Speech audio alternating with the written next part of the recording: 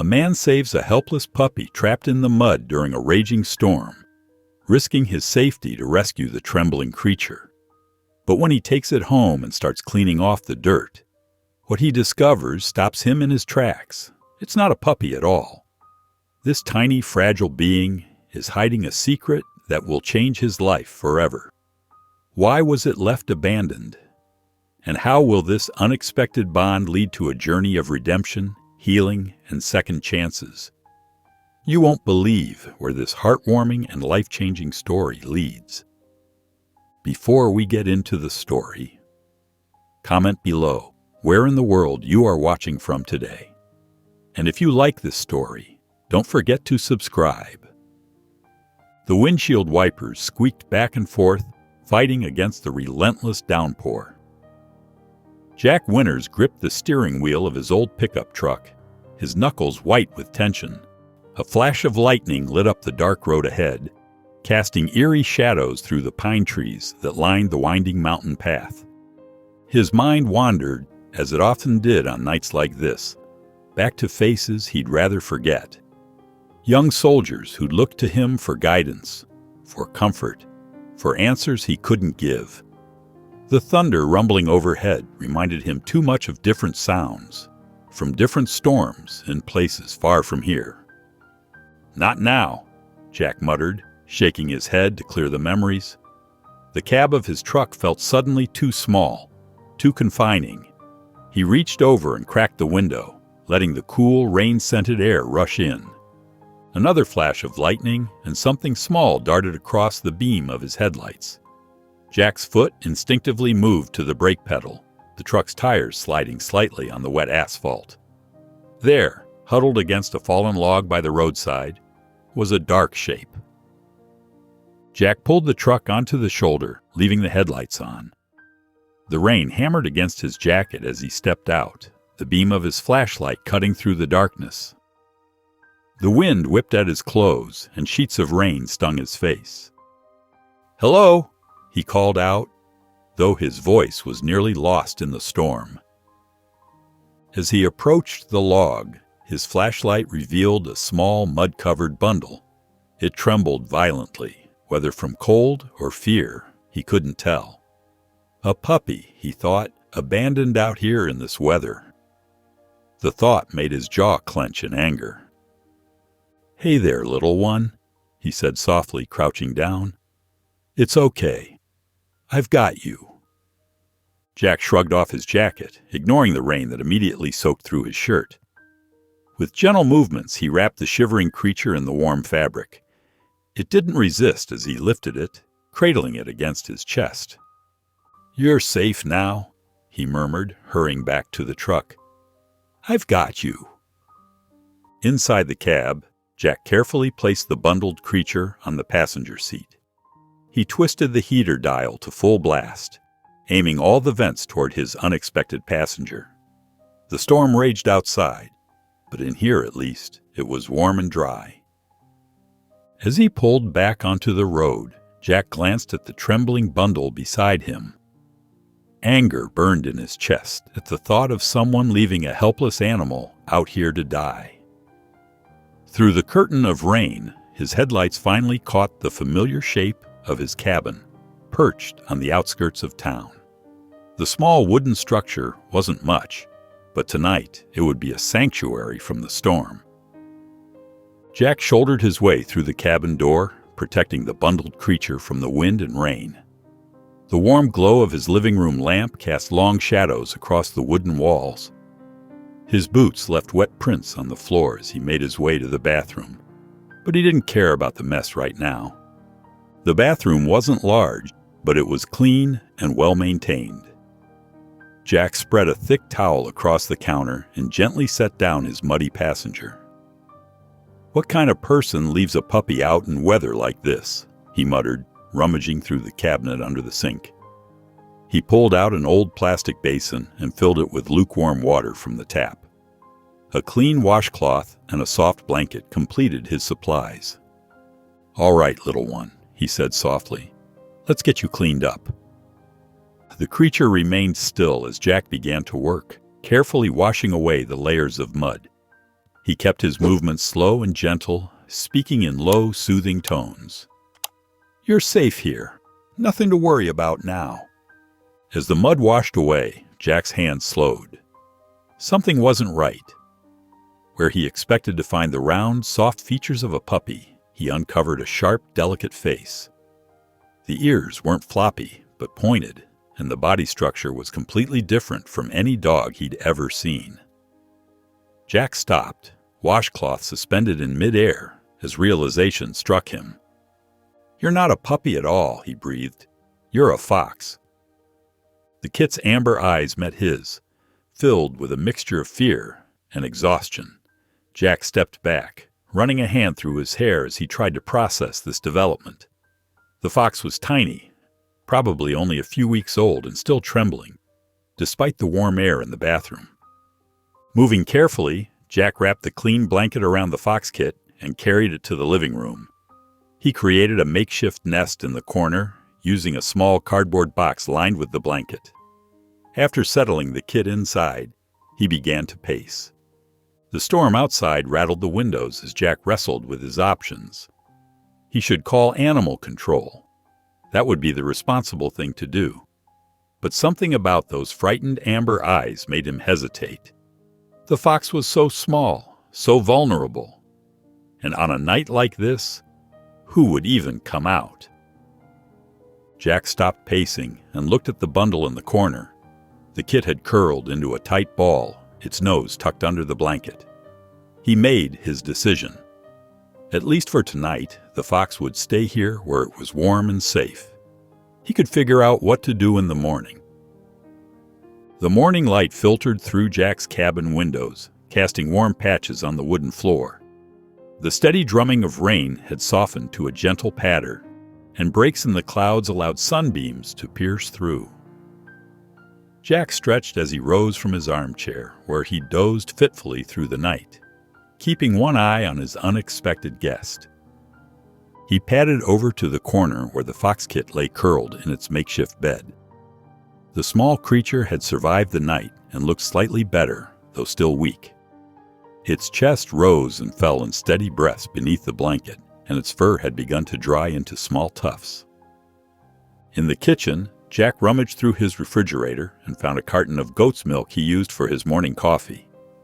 He warmed it slightly and poured some into a shallow bowl, remembering something he'd read about young animals and dairy products. "Here you go, little one," he murmured, placing the bowl near the box. The kit lifted its head, nose twitching at the scent. At first, it just watched Jack with those bright amber eyes, but hunger eventually won out. The fox crept forward and began to lap at the milk, its tiny pink tongue darting in and out. While the kit drank, Jack noticed how its ribs showed through its fur. He grabbed a clean washcloth and dampened it with warm water. "Let's get you properly cleaned up now that it's light out," he said softly.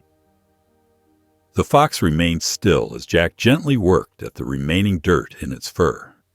Beneath the grime, beautiful russet fur emerged, and he discovered a distinctive white-tipped tail.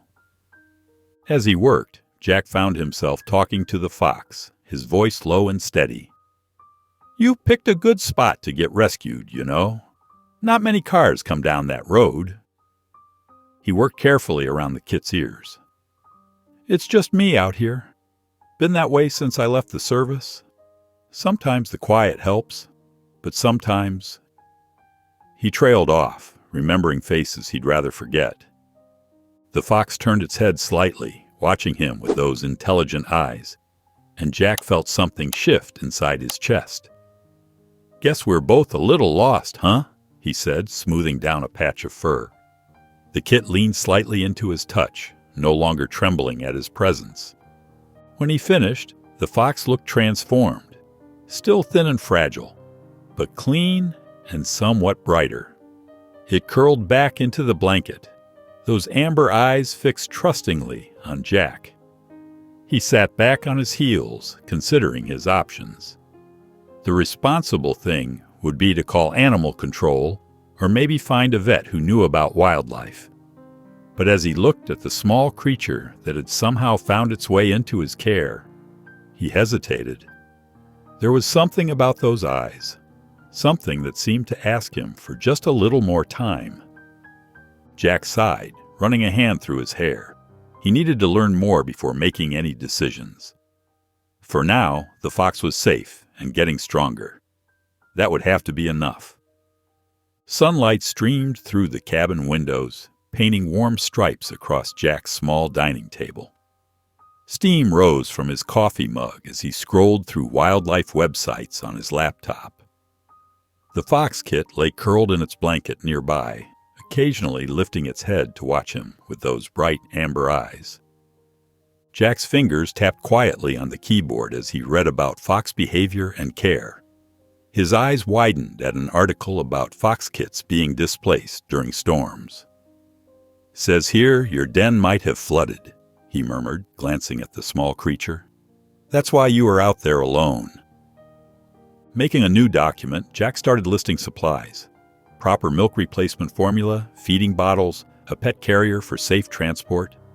His military training kicked in, organizing information methodically. He found himself drawn to a local veterinarian's website, Dr. Laura Bennett, who specialized in wildlife rehabilitation. The fox kit stirred, stretching its delicate limbs before taking a few tentative steps across the floor. Despite its weakness, there was an elegance to its movements that caught Jack's attention.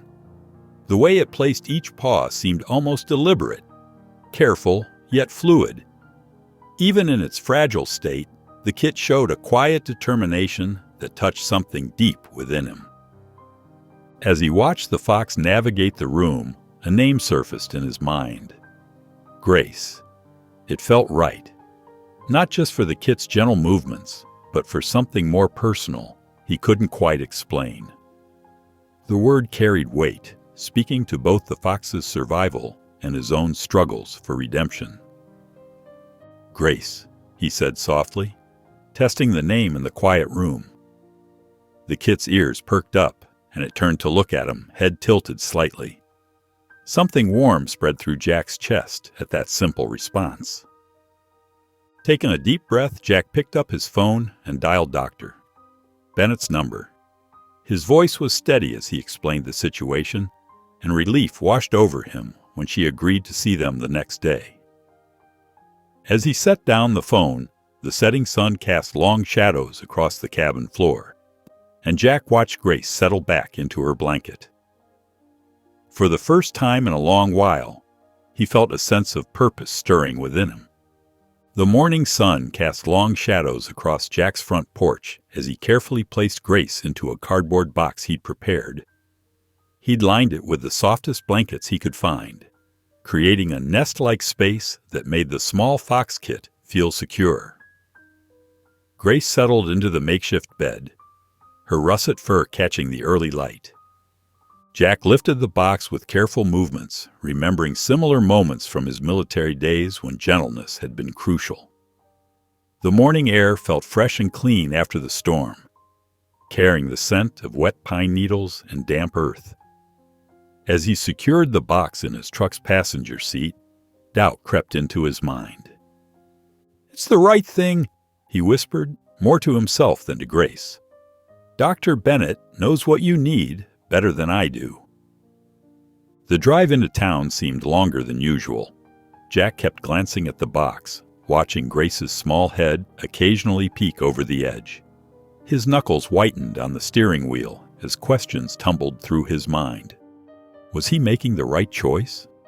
Should he have called someone else? What if Grace needed more help than he could give?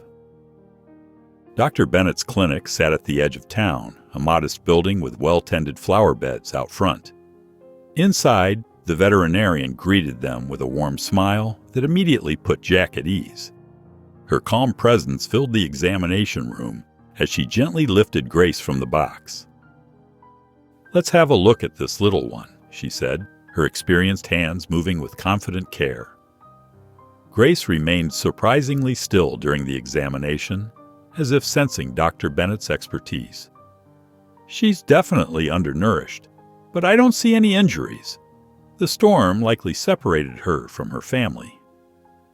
Dr. Bennett walked Jack through a detailed care plan, writing notes in clear handwriting.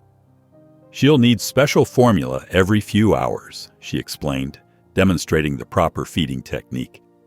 "And you'll need to build an enclosure, something secure but spacious enough for her to move around." Her voice took on a more serious tone as she added, "Remember, Jack, Grace is wild at heart. Our goal is to help her recover and return to her natural habitat when she's ready." On the drive home, Jack processed everything Dr. Bennett had told him.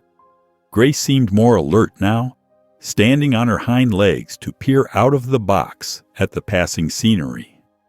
Her curiosity touched something in Jack's heart, strengthening his resolve to help her recover properly. As his truck turned into the familiar driveway, Jack glanced at Grace once more. She met his gaze with those bright amber eyes, and he felt the weight of responsibility settle firmly on his shoulders. He would follow Dr. Bennett's plan exactly, giving Grace the care she needed while respecting the wild spirit that made her who she was. The morning routine began like clockwork. Jack measured the special formula Dr. Bennett had provided, warming it to just the right temperature.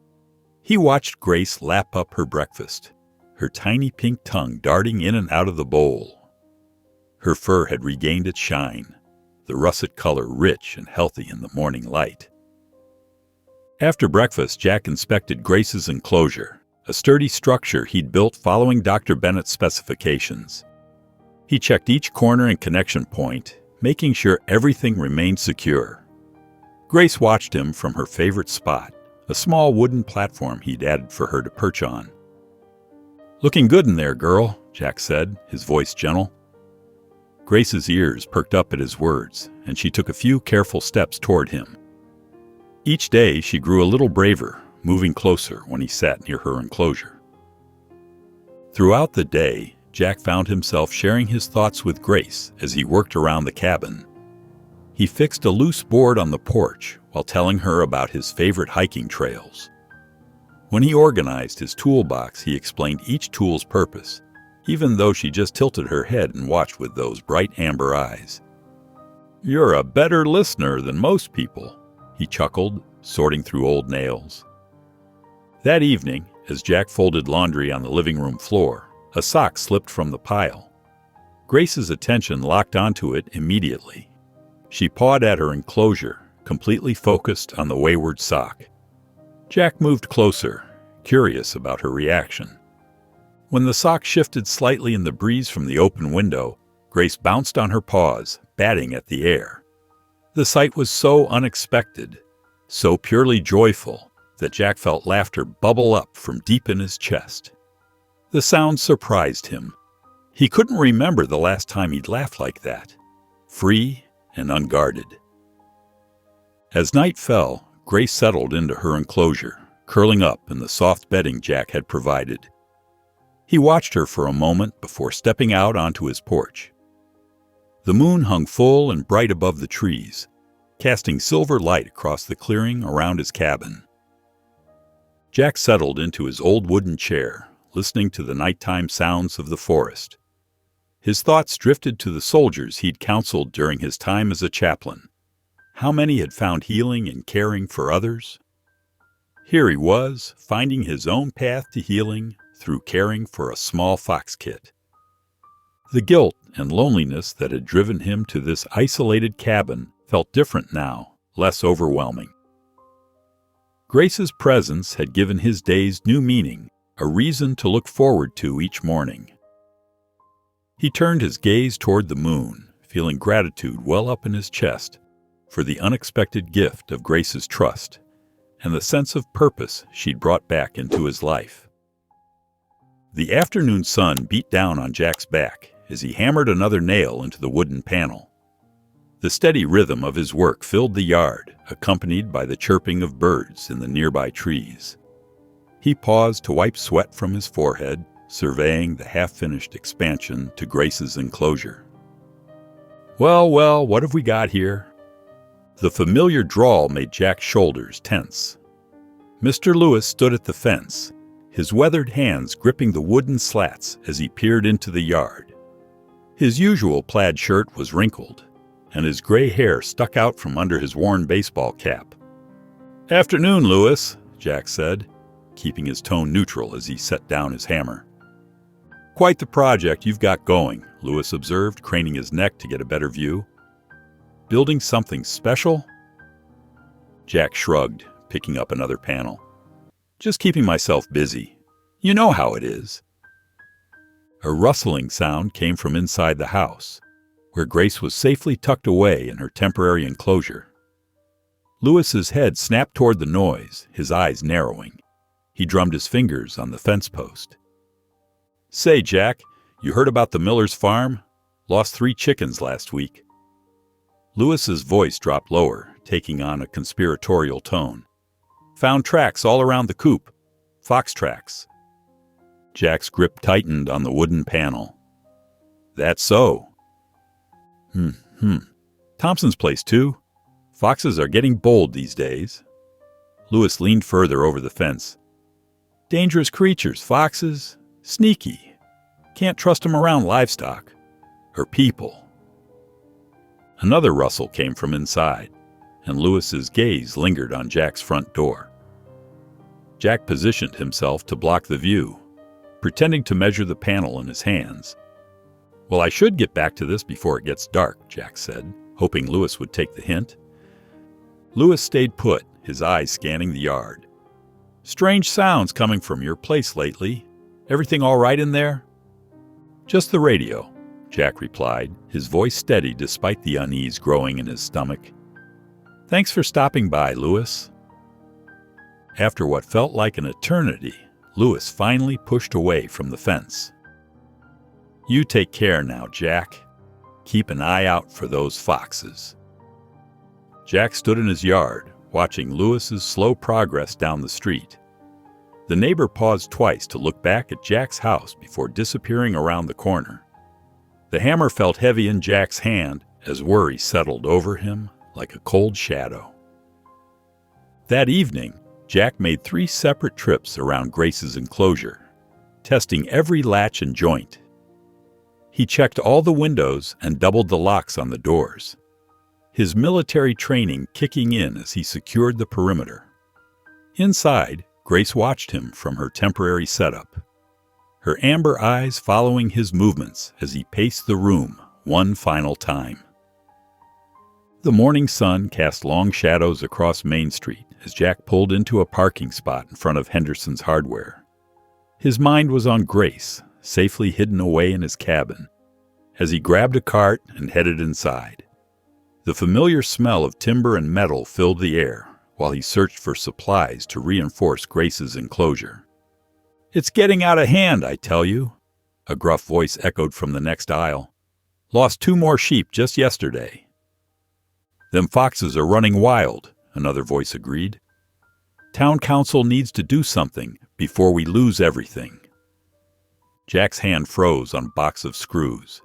He inched closer to the end of the aisle, pretending to study the different sizes while listening to the farmers' heated discussion. "We ought to organize a hunt," the first farmer declared.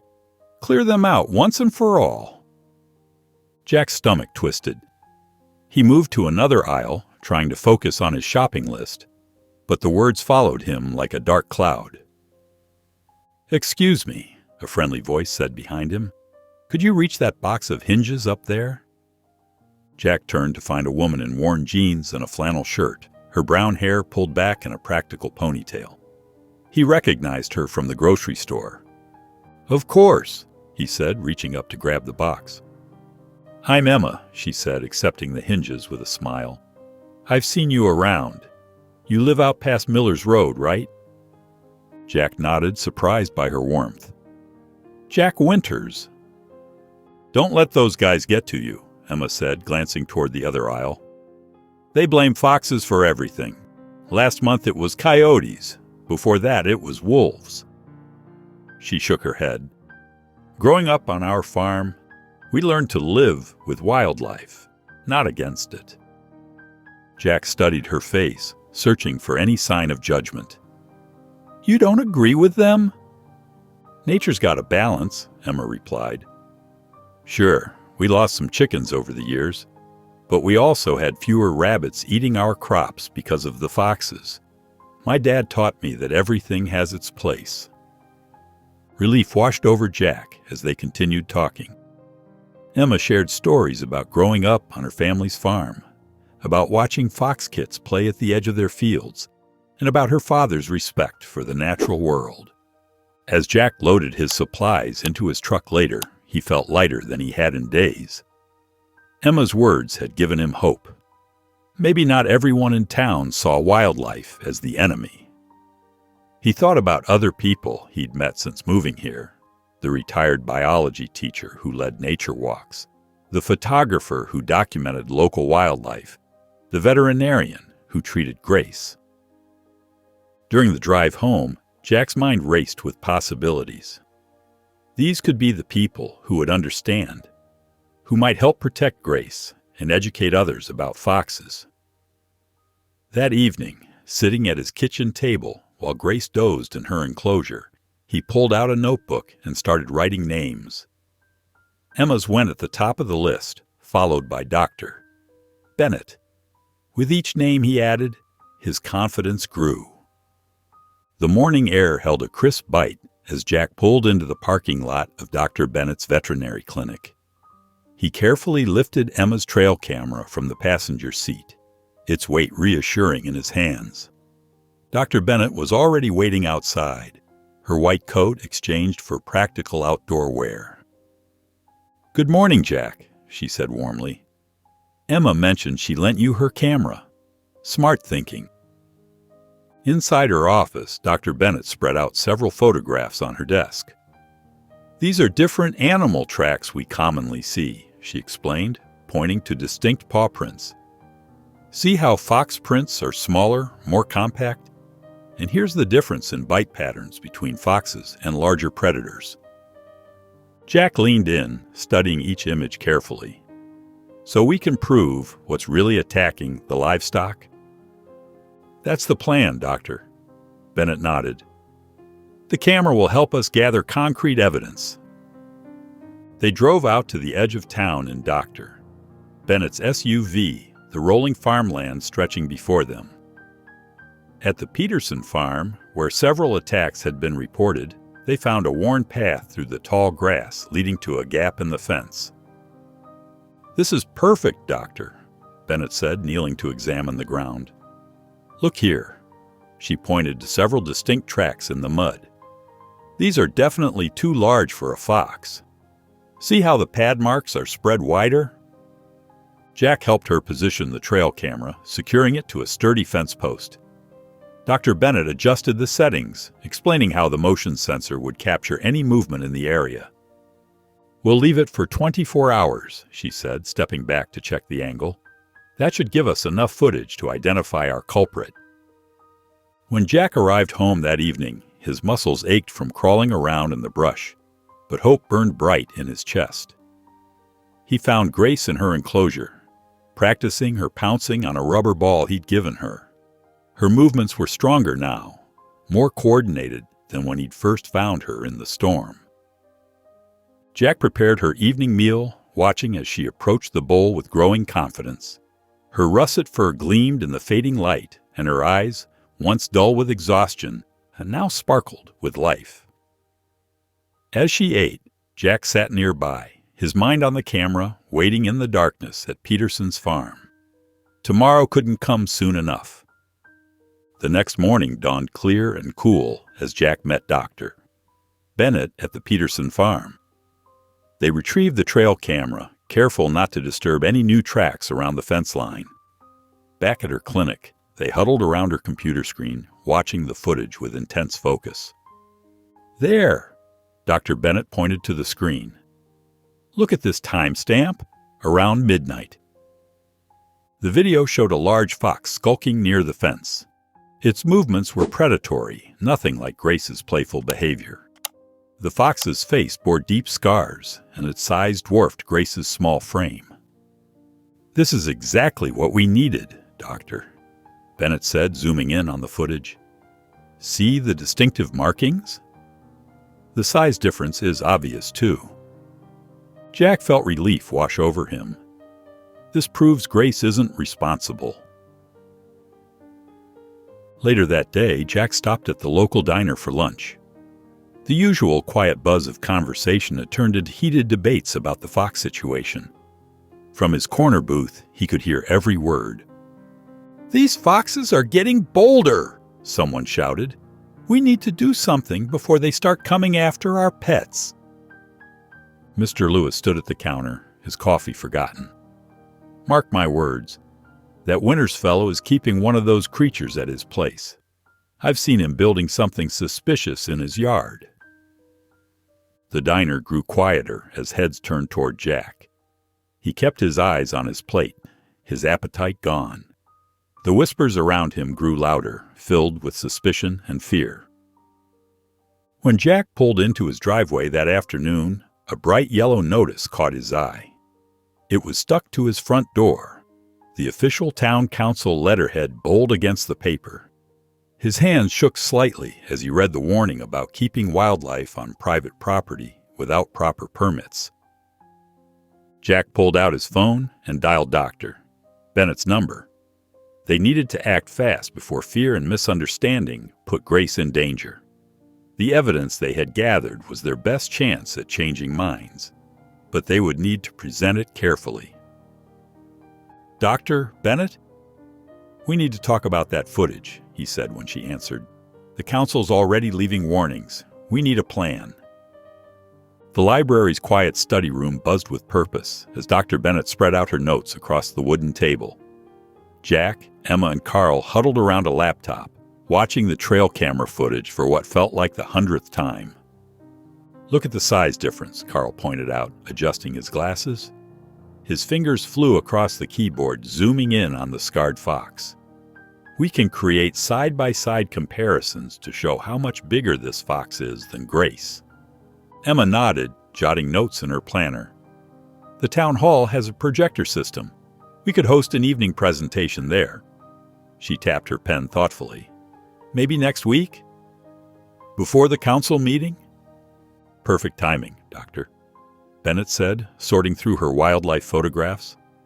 "I can explain typical fox behavior and why they rarely pose threats to properly secured livestock." The group divided their responsibilities naturally. Emma pulled out her phone, already coordinating with the town hall staff about available dates. Carl focused on organizing the video evidence, creating clear visual aids that would help people understand the difference between the scarred fox and Grace. "Jack," Dr. Bennett said gently, "would you consider sharing Grace's story? People need to hear how you found her during the storm, how vulnerable she was." Jack shifted in his chair, uncomfortable with the idea of public speaking. But then he remembered Grace's trembling form that stormy night, how she'd trusted him despite her fear. "I'll do it. People need to understand she's not a threat." The afternoon passed quickly as they refined their plans. Emma created a timeline for the event, while Carl worked on making the technical presentation foolproof. Dr. Bennett organized her talking points about wildlife conservation, and Jack practiced telling Grace's story, finding the words becoming easier each time. As they packed up their materials, Jack felt a warmth he hadn't experienced since his military days. These people had come together, not just for Grace, but because they believed in doing what was right. Emma's practical optimism, Carl's quiet dedication, and Dr. Bennett's passionate expertise reminded him of the camaraderie he'd missed. Back home, Jack sat near Grace's enclosure, watching her playfully pounce on a toy. "We've got good people on our side, girl," he said softly. Grace paused her play to look at him, her amber eyes bright and trusting. That trust, so freely given, strengthened his resolve to fight for her. The morning sun painted golden streaks across the conservation area as Jack and his team made their final preparations. Dr. Bennett arranged her wildlife photographs on easels, each image carefully chosen to show the beauty of local animals. Emma hung informational posters between trees, while Carl set up the laptop and projector for the trail camera footage presentation. Grace rested comfortably in her temporary enclosure, protected from the growing heat by a canvas awning. Her special harness, borrowed from Dr. Bennett, fit snugly but comfortably. Jack checked it one more time, his hands gentle as he adjusted the straps. "Everything's ready," Emma called out, stepping back to survey their work. The trail looked welcoming, with educational stations spaced perfectly for small groups to gather. She clutched a stack of scavenger hunt sheets, each one featuring drawings of native plants for children to find. As the first visitors arrived, Jack felt his nerves tighten. But Dr. Bennett's confident voice carried through the morning air as she began her presentation, drawing people in with fascinating facts about local wildlife. Children darted between adults, clutching Emma's scavenger hunt sheets and pointing excitedly at different plants. Foxes play a crucial role in maintaining our ecosystem, Dr. Bennett explained to an attentive group. They help control rodent populations and disperse seeds through their natural foraging behavior. The mood shifted noticeably when Jack carefully brought Grace out for her introduction. Gasps of surprise turned to murmurs of interest as the small fox sat calmly beside him, her russet fur gleaming in the sunlight. Children pressed forward, their eyes wide with wonder. "She's so small," someone whispered. "Nothing like the fox in those videos." Even Mr. Lewis, who had been standing at the back with his arms crossed, stepped closer for a better look.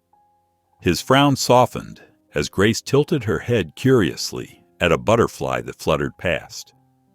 "The trail camera footage shows a much larger fox," Carl explained, pointing to the side-by-side comparison on his laptop screen. "You can see the distinct size difference and the aggressive behavior that doesn't match Grace's temperament at all." As the walk concluded, people lingered to ask questions and share their own wildlife experiences. Mr. Lewis approached Jack, his earlier suspicion replaced with something closer to embarrassment. "I have to admit," he said, scratching his head, "she's nothing like what I expected. Maybe we've been too quick to blame all foxes for our troubles." Jack watched as more residents gathered around Dr. Bennett, asking about wildlife-friendly fencing and proper livestock protection. The event had done more than defend Grace. It had opened minds and hearts to a better understanding of their wild neighbors. The morning light filtered through the windows of Dr. Bennett's clinic as Jack, Carl, and Emma huddled around a computer screen. Dr. Bennett clicked through the latest trail camera footage, her expression focused as she studied each frame carefully. "There," Carl pointed, adjusting his glasses. "Look at the timestamp. 2:14 a.m. yesterday." The screen showed the scarred fox, its larger size immediately apparent as it stalked through the tall grass near Miller's farm. Dr. Bennett paused the video, zooming in on the fox's distinctive features. "The scar across its muzzle is unmistakable," she explained, tracing the mark with her cursor. "And look at the size comparison, using the fence post as reference.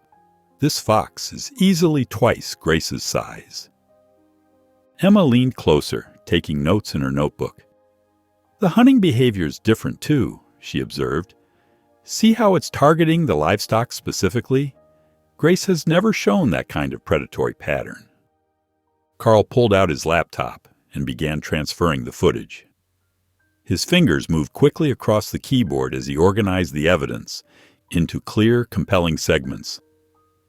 "I'll add timestamps and size comparisons," he said. "Maybe some slow-motion sections to highlight the key details." Dr. Bennett nodded approvingly as she documented each observation. "The timestamps are crucial," she emphasized, marking down the dates and times. "They prove Grace was in her enclosure during every attack. The evidence is irrefutable." Working methodically, Carl created slides that showed side-by-side comparisons. "Simple and clear," he muttered, adjusting the layout.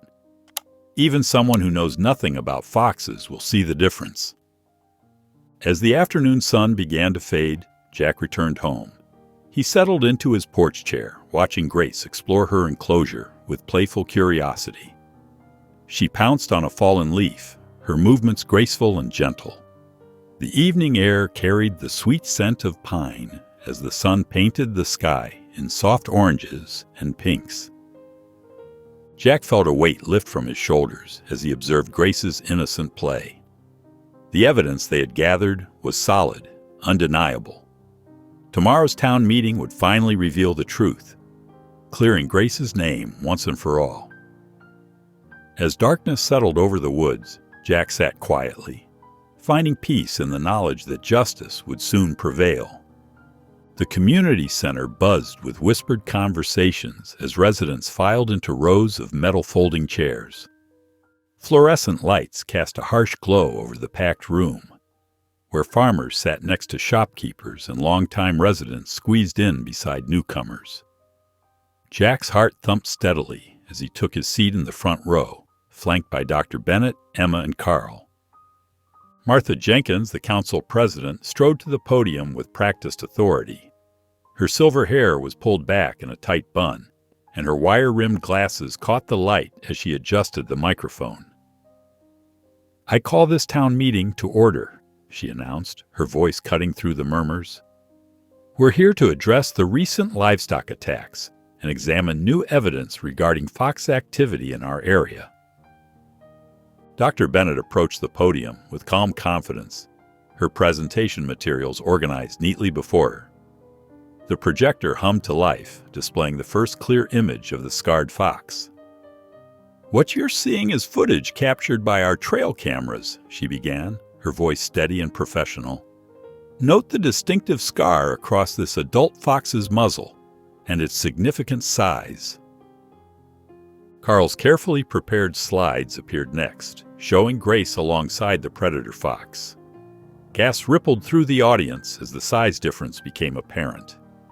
Dr. Bennett pointed out key details: the timestamp proving Grace's location during attacks, the distinct hunting patterns, the physical characteristics that set them apart. The room grew quieter as understanding began to dawn on faces throughout the audience. Even Mr. Lewis, sitting with arms crossed in the third row, leaned forward with interest as the evidence mounted. When Jack took the podium, his military training helped him stand straight and speak clearly, though his hands trembled slightly. "I found Grace during that big storm 2 months ago," he began, his voice carrying to the back of the room. "She was just a mud-covered bundle, scared and alone." He shared the story of those first nights, of watching her grow stronger, of how caring for her had given him purpose after years of struggling with his military memories. "Grace taught me that healing comes in unexpected ways," Jack continued, his voice growing stronger with each word. "She needed help, and in helping her, I found something I'd lost: hope." Heads nodded throughout the room, and he noticed several people dabbing at their eyes. The council members huddled together after the presentations, their whispered discussion lasting only a few minutes. Martha Jenkins returned to the podium, adjusting her glasses. "Based on the conclusive evidence presented today, this council finds that the fox known as Grace is not responsible for the livestock attacks. Furthermore, we approve her continued rehabilitation under Dr. Bennett's supervision, with Mr. Winters as her primary caregiver." The applause started slowly, then swelled to fill the room. Jack felt tears prick at his eyes as relief washed over him. Dr. Bennett squeezed his shoulder, while Emma and Carl beamed with pride. The sound of clapping hands echoed off the community center walls, a celebration of truth and understanding. The late summer breeze rustled through the trees as Jack watched Grace from his porch. She had grown sleek and strong over the past weeks, her russet fur gleaming in the sunlight. Her movements were different now, more purposeful, more wild. Instead of playing with the toys he'd given her, she spent hours digging complex burrows in her enclosure and carefully hiding portions of her food. Jack noticed how she'd wait until she thought he wasn't looking before retrieving her cached meals. Her eyes, once filled with innocent dependence, now held a sharp alertness that spoke of her true nature. When he approached the enclosure, she no longer bounded over immediately, but observed him with calculated interest. "She's becoming who she's meant to be," he murmured to himself, his heart heavy with understanding. The next morning, Jack visited Dr. Bennett's clinic, his shoulders tense with worry. The veterinarian listened carefully as he described Grace's changing behavior, nodding in recognition.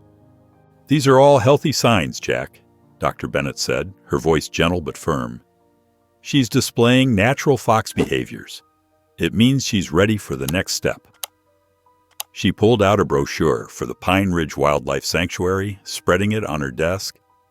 "They have an excellent program for rehabilitated foxes. They'll help her transition safely back to the wild." Jack's throat tightened as he looked at the photographs of the sanctuary's sprawling woodland habitat. "I know she needs this," he said quietly, running a hand through his graying hair. His voice trailed off, unable to finish the thought. Dr. Bennett placed a reassuring hand on his arm. "You've given her exactly what she needed, Jack. Now you can give her the greatest gift, the chance to be free." That evening, Jack sat cross-legged beside Grace's enclosure, watching as she investigated a new hiding spot for her food. The setting sun painted the sky in soft oranges and pinks, casting long shadows across the yard. "Hey there, Grace," he said softly, pressing his palm against the wire mesh. She paused her work to look at him, her amber eyes bright and alert. "I need to tell you something important." His voice wavered slightly as he continued. "There's this beautiful place called Pine Ridge. It's got acres of woods, plenty of safe places to den, lots of other foxes to meet." Grace tilted her head, listening to his voice, as she always did. But now there was a wild dignity in her pose that both broke his heart and filled him with pride. "You're going to love it there," he continued, his voice growing steadier. "The sanctuary knows exactly how to help foxes like you return to the wild. It's what you were born for, after all." He watched as Grace picked up a piece of food and trotted to a corner of her enclosure, expertly burying it with quick, precise movements. Jack sat quietly for a long while, taking in every detail of her confident movements and wild grace.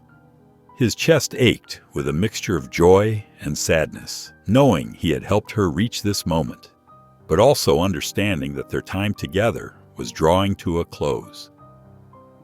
The morning sun filtered through the towering pines as Jack's truck wound its way up the sanctuary's gravel road. His knuckles were white on the steering wheel, while Dr. Bennett sat quietly beside him, respecting his need for silence.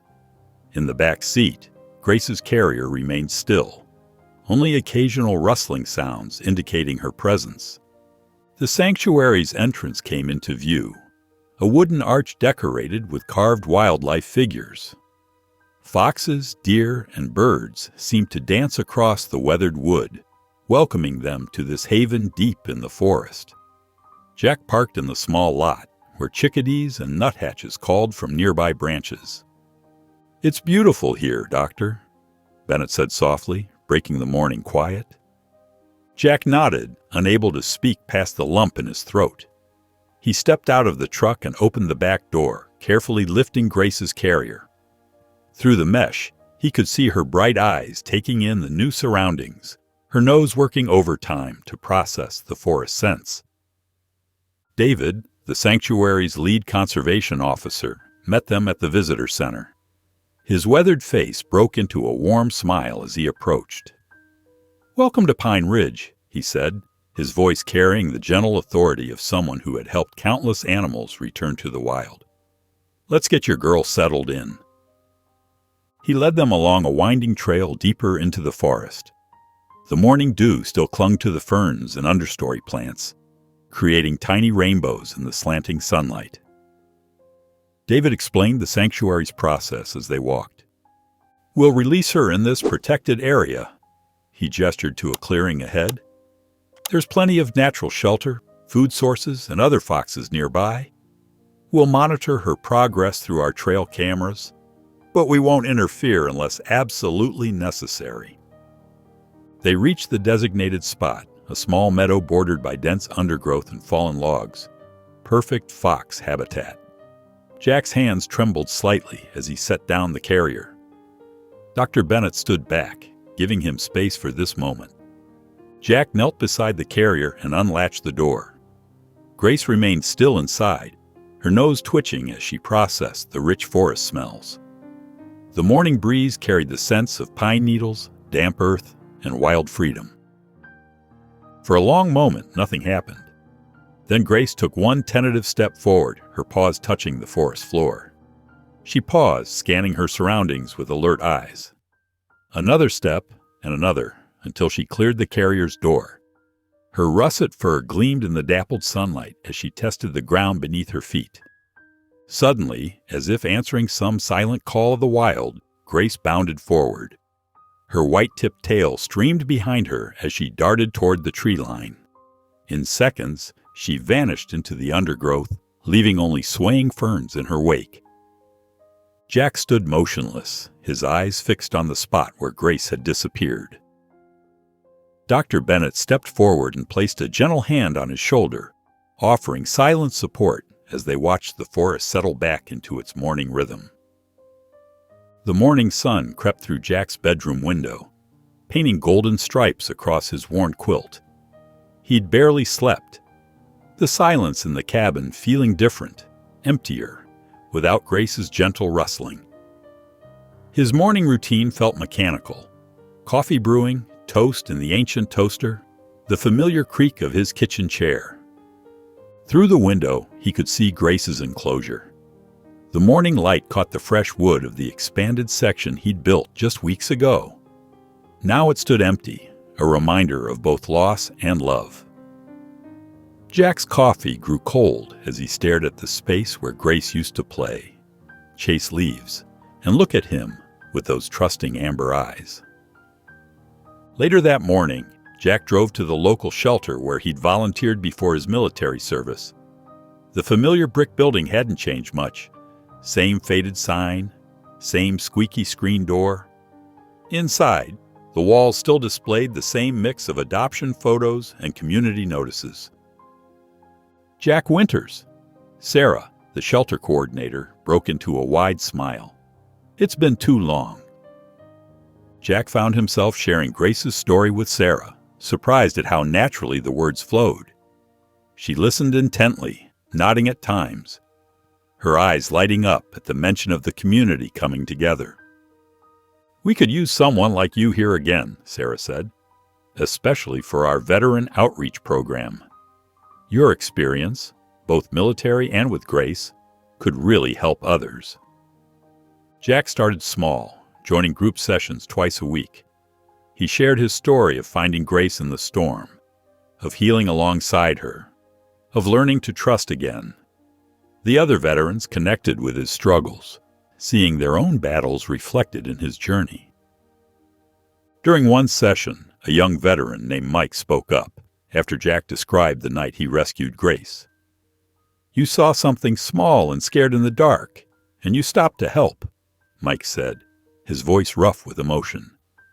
"That's what we all wish someone had done for us." That evening, Jack sat at his desk, a new leather-bound journal open before him. The pages were blank, waiting for his story. He began to write, his pen moving steadily across the paper. "I thought I was saving a fox kit that stormy night. But the truth is, Grace saved me. She showed me that healing doesn't always come in the ways we expect. Sometimes it comes with 4 paws, a white-tipped tail, and eyes that see right through to your soul." As he closed the journal, Jack felt something settle in his chest. Not the absence of pain, but the presence of purpose. Grace had given him more than companionship. She had given him a path back to himself, back to helping others. The empty enclosure in his yard was no longer just a reminder of loss, but a symbol of growth and renewal. The community center buzzed with activity as Jack and Dr. Bennett set up displays around the room. Colorful posters showed different types of wildlife-friendly fencing, while pamphlets detailed ways to secure garbage bins and protect livestock without harming local wildlife. Jack arranged chairs in a semicircle, remembering how just months ago this same room had been filled with tension and fear. "The turnout might surprise you, Doctor," Bennett said, adjusting a diagram showing proper spacing for fence posts. "People have been calling the clinic all week asking about the workshop." She was right. By 10 o'clock, the room was packed. Farmers sat next to suburban families, and even Mr. Lewis had claimed a front row seat. Jack spotted Emma near the back, giving him an encouraging thumbs up. Dr. Bennett started the presentation with practical tips about securing chicken coops and using motion sensor lights. The audience leaned forward, taking notes and nodding along. When she opened the floor for questions, dozens of hands shot up. "What's the best height for a garden fence?" someone asked. "How can we tell if an animal is actually causing problems or just passing through?" Jack stepped up to answer that one, sharing stories about Grace's behaviors and how they differed from truly problematic wildlife. He described her curious nature, her careful movements, and how she'd taught him to recognize the difference between exploration and aggression. "You know," Mr. Lewis spoke up, surprising everyone, "I used to think all foxes were trouble. But after seeing Grace at that nature walk, well, I installed those special latches Dr. Bennett recommended on my chicken coop. Haven't lost a single bird since." The workshop flowed into small group discussions. Jack moved between clusters of people, hearing snippets of conversation about wildlife corridors and natural deterrents. Children gathered around a table where Emma demonstrated how to make simple bird feeders, their eyes wide with wonder. A young mother approached Jack, her daughter clutching a newly made pine cone feeder. "Thank you," she said softly. "My little girl used to be terrified of anything wild. Now she's teaching her friends about respecting nature." More parents shared similar stories. Their children had started wildlife journals, drew pictures of foxes, and asked to help set up bird-friendly gardens. One family had even begun volunteering at the wildlife sanctuary, where Grace now lived. As people gathered their materials and headed home, the atmosphere in the room felt light, hopeful. Jack watched a group of farmers comparing notes on fence designs. Their previous hostility toward wildlife replaced by practical problem-solving. Dr. Bennett joined him by the door. "Look at this," she said, holding up a sign-up sheet for future workshops. Every line was filled. They want to learn more. They want to understand. The phone's ring cut through the peaceful morning silence in Jack's cabin. When he saw the sanctuary's number on the display, his heart skipped a beat. David's warm voice came through the speaker, bringing news that made Jack sink into his favorite armchair with relief. "Grace is doing wonderfully," David reported. "She's formed bonds with 2 other young foxes and shows strong hunting instincts. Yesterday, we spotted her successfully catching mice in the meadow." Jack closed his eyes, picturing Grace's graceful movements as she stalked through the tall grass. David continued sharing details about her progress, how she'd established a den near a fallen oak tree, her confident interactions with other wildlife, and her healthy appearance. "She's exactly where she needs to be," David assured him. "You did right by her, Jack."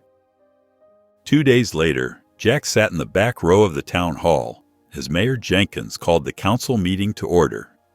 The agenda's main item, the Grace Wildlife Initiative. Emma stood at the podium, presenting a comprehensive plan for wildlife education and habitat protection.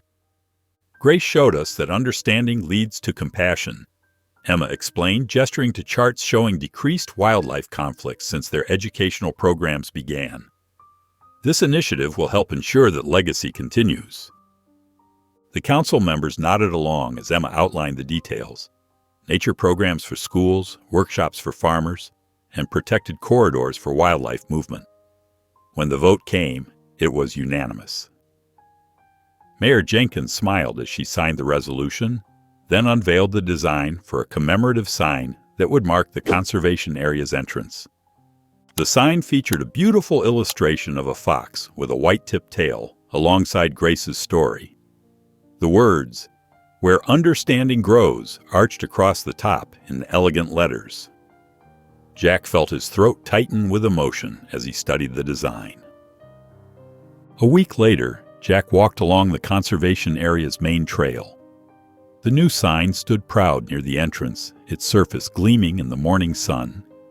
He paused, watching as a young family stopped to read it. The children pressed close to the sign, their fingers tracing the fox illustration while their parents read the story aloud. "Look, there's a rabbit," one child exclaimed, pointing toward the underbrush.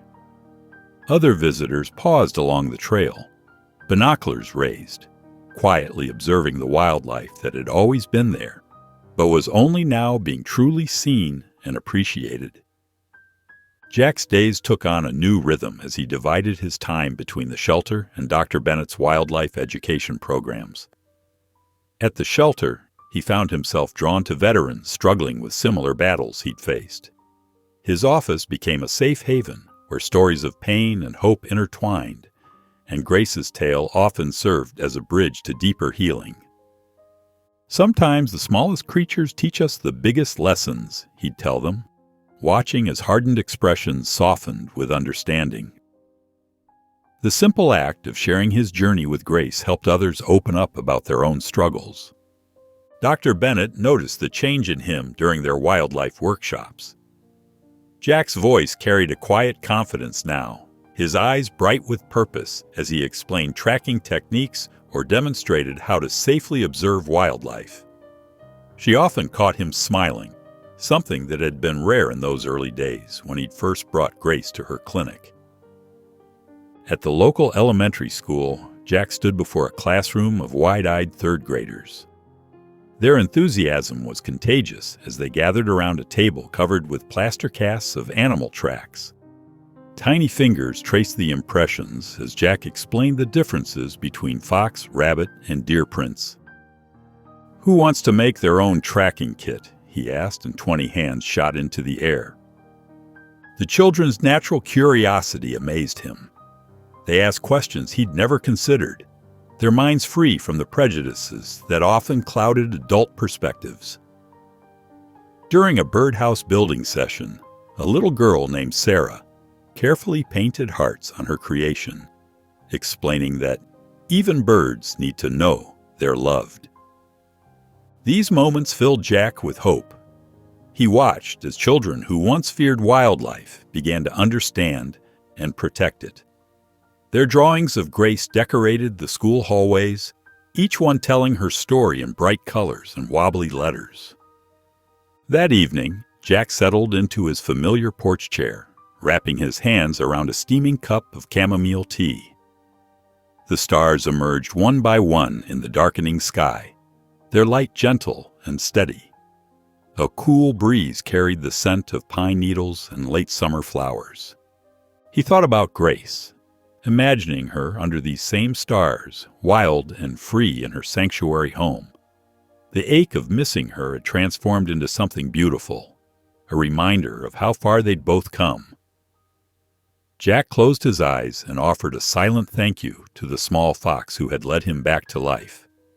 The night deepened around him, peaceful and full of possibility. In helping Grace find her way home, Jack had finally found his own. The autumn leaves rustled beneath Jack's tires as he drove his pickup along the winding forest road toward the wildlife sanctuary. His weathered notebook sat on the passenger seat, its pages filled with memories of Grace and the lessons she'd taught him. The familiar scent of pine and damp earth drifted through his partially opened window. Jack parked in the sanctuary's gravel lot, taking a moment to collect his thoughts. He traced his fingers over the notebook's worn cover, remembering the late nights he'd spent writing about Grace's progress, her playful moments, and the way she'd changed his life. David met him at the visitor center, his friendly smile as warm as ever. "Jack, great to see you," he said, clapping Jack's shoulder. "Grace has been doing wonderfully. She's really come into her own here." They walked along a secluded trail to an observation area nestled among the trees. David spoke in hushed tones about Grace's integration with the other foxes. "She's become quite the skilled hunter," he explained, "and she's found her place in the social hierarchy." From their hidden vantage point, Jack scanned the clearing below. Several foxes moved through the underbrush, their russet coats blending with the fallen leaves. His heart skipped when he spotted a familiar white-tipped tail. Grace emerged from behind a fallen log, moving with confident grace that took his breath away. She looked healthy and strong, her coat gleaming in the dappled sunlight. Jack watched in amazement as she interacted with the other foxes. Completely at ease in her natural environment, she showed no signs of her early struggles, no hint of the scared kit he'd found in the storm. As Grace disappeared into the dense forest with her companions, Jack felt tears prick at his eyes. "Goodbye, little one," he whispered, his voice barely audible above the rustling leaves. The sight of her thriving in the wild filled him with a profound sense of peace. On the drive home, Jack felt lighter than he had in months. The afternoon sun filtered through the canopy above, casting dancing shadows on the road ahead. Seeing Grace in her element had confirmed what he'd known in his heart. She belonged here, wild and free, just as he belonged back in town, helping others find their way. Jack settled into his usual seat at the community center as residents filed in for the monthly town council meeting. Martha Jenkins, the council president, tapped her gavel with a warm smile, so different from the tense meetings of months past. "The Grace Initiative has exceeded our expectations," Martha announced, gesturing to a display board filled with photos and plans. "Thanks to community donations, we're ready to break ground on the wildlife observation deck next month." The architectural drawings showed a beautiful wooden structure overlooking the conservation area, with educational panels and spotting scopes for visitors. Several council members nodded approvingly as Martha detailed how the deck would help people safely observe local wildlife while learning about conservation. Jack's chest swelled with pride as he listened to various committee updates. The wildlife education program had reached over 200 students.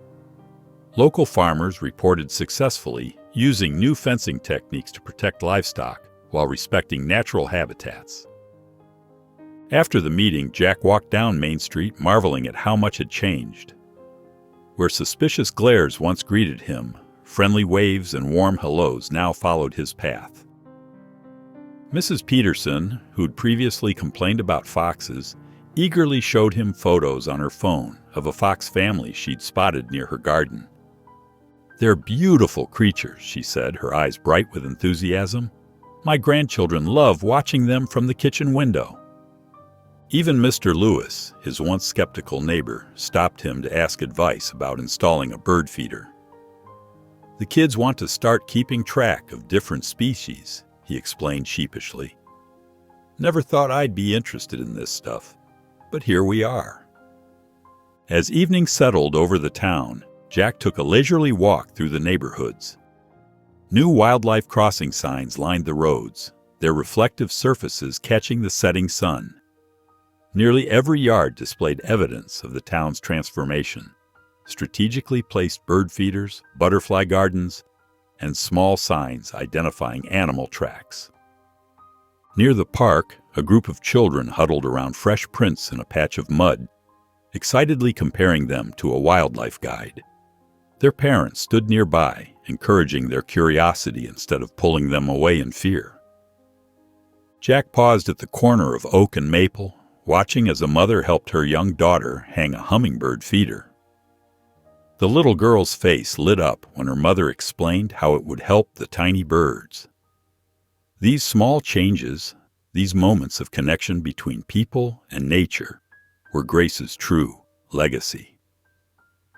Jack's hands trembled slightly as he stood on Sarah's front porch, a bottle of wine clutched in his grip. 5 years had passed since they'd last spoken, a lifetime of missed holidays and unspoken words between them. He took a deep breath and pressed the doorbell. Sarah opened the door, her familiar green eyes, so much like their mother's, filling with tears. "Jack," she whispered, pulling him into a tight hug. "I'm so glad you came." Inside, the house smelled of roasting chicken and fresh bread. Family photos lined the walls, documenting the years they'd spent apart. Sarah led him to the kitchen, where she stirred a pot of soup. "I heard about Grace," she said softly, adding a pinch of herbs to the broth. "Mrs. Peterson from church told me everything. How you saved her, protected her." She turned to face him. "How you helped change the whole town's view of wildlife." Over dinner, Jack found himself opening up about the past few months. The words flowed easier than he expected, describing the stormy night he found Grace, the struggles to keep her safe, and the unexpected healing she brought to his life. "After Afghanistan," Jack's voice caught. He stared down at his plate, gathering courage. "I couldn't sleep, couldn't stop seeing their faces, the soldiers I couldn't save. But caring for Grace, it gave me purpose again. Helped me remember there's still good in the world." Sarah reached across the table, squeezing his hand. "I should have been there for you when you came back," she said, her voice thick with emotion. "I didn't understand what you were going through. I'm so sorry, Jack." "I wasn't ready to let anyone in back then," Jack admitted. "But Grace taught me it's okay to need help sometimes." Later, they settled onto Sarah's back porch. The evening air was cool and crisp, stars twinkling overhead like scattered diamonds. Sarah wrapped a quilt around their shoulders, the same one their grandmother had made years ago. "Remember when we used to camp in the backyard?" Sarah asked, smiling. "You always knew all the constellations." Jack pointed upward. "That's Orion's belt right there. Dad taught us that one first." They sat in comfortable silence, making up for lost time just by being present. Sarah leaned her head against Jack's shoulder, the way she used to when they were kids. "I've missed you, big brother," she whispered. "Let's not waste any more time being strangers." The windshield wipers swept back and forth, fighting against the heavy rain as Jack drove home from the shelter. Lightning crackled across the sky, illuminating the familiar road that wound through the dense forest. The scene felt eerily similar to that stormy night months ago, when a small, muddy bundle had changed his life forever. His thoughts drifted to the counseling session he'd just finished. A young veteran, fresh from deployment, had opened up about his struggles with PTSD. Jack had shared Grace's story, watching hope bloom in the soldier's eyes as he described how caring for the injured fox had helped him find his way back to himself. The rain drummed steadily on the truck's roof as Jack approached the conservation area near his cabin. Movement caught his eye, and he eased his foot off the gas pedal. Through the curtain of rain, he could make out several foxes playing in the tall grass. Their russet forms darted and leapt, seemingly unbothered by the downpour. One of the foxes paused in its play, turning toward the road. Lightning flashed, and Jack's breath caught in his throat as he spotted the distinctive white-tipped tail. Could it be Grace? Or perhaps one of her offspring? The fox stood still for a moment, its silhouette sharp against the stormy sky, before rejoining its companions in their midnight revelry. Jack pulled into his driveway, the truck's headlights sweeping across the familiar cabin. He stepped out into the rain and made his way to the covered porch, where he often sat during storms like this. The wooden boards creaked beneath his feet as he settled into his favorite chair. The storm rolled over the forest, but Jack felt nothing but peace. Here, in this same spot where he'd spent countless hours talking to Grace, he felt the full circle of his journey. The empty enclosure still stood in the yard, a reminder of the small creature who had taught him to trust again, to heal, and to embrace second chances. As thunder rumbled overhead, Jack smiled contentedly, watching the rain fall on the wilderness before him. In the distance, he could still hear the playful yips of the foxes, their voices carried on the wind like echoes of Grace's legacy. If you enjoyed the story of Jack and Grace, I handpicked this next story that you will enjoy. Please don't miss this one. Click here to watch it.